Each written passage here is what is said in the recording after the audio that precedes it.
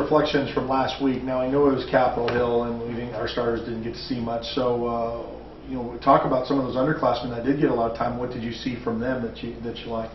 We've been really happy with our sophomores, our younger kids all year long. I think Trent Mizell did a great job. Miguel Rosario has been really solid.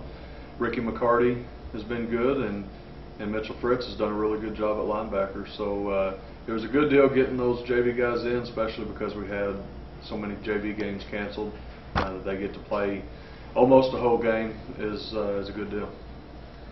Coach, I know I can't believe it for football fans that we're already 10 weeks in. The regular season is gone now, and so even though we're anticipating and excited about playoffs, just to have that season in, I want to get your reflections about some of the things that you liked about the season, because there's a lot of things to talk about, not only in a city championship, but also riding with this week's win, an undefeated season, which would only be the second time, from what I understand, in MacArthur history. Yeah, it's gone by really fast. I was thinking just a minute ago about how we had to cut back our practices in that first week because of the heat, because it was 115 degrees. But no, it's been a really memorable year so far. We won the city championship, of course, and went and beat a good Ardmore team at their place, and then pulled one out against Duncan here. So having an undefeated team, the second time since 2007 was our first time. This is the second.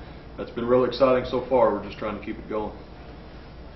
All right, you've also kind of alluded to your team. I liked on your notes talking about that commitment to kind of finish, kind of what actually started back in last year's semifinal loss.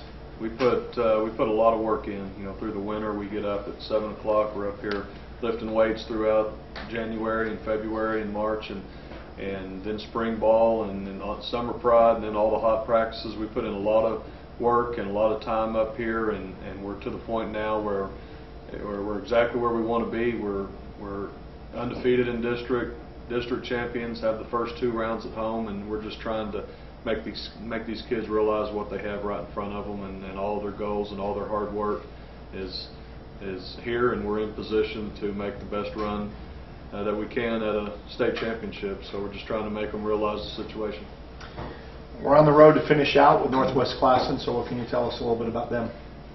Classen's got some athletes, so I wouldn't necessarily say they're a good team. They're a lot better than Capitol Hill, but they're struggling. They've only won a couple of games this year, and only one in district, and that was against Capitol Hill. So they're it's hard to determine what kind of attitude they're going to have going in the game, if they're ready for it to be over, or if they're going to pull out all the stops. So we're going up there hopefully in a good frame of mind. Hopefully we can get our starters in there and play a solid quarter and a half, and then get our backups in again.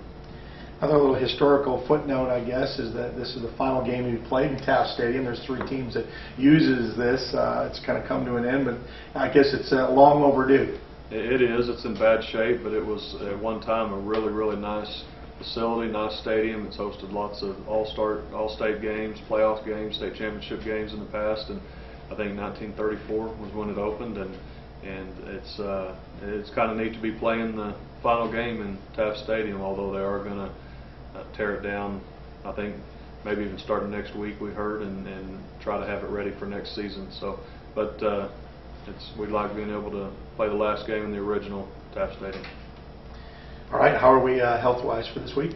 We're good. Still have Aaron Finley, who's got a broken collarbone. Hoping to get him back in the quarterfinals, semifinals, maybe, if we can get that far.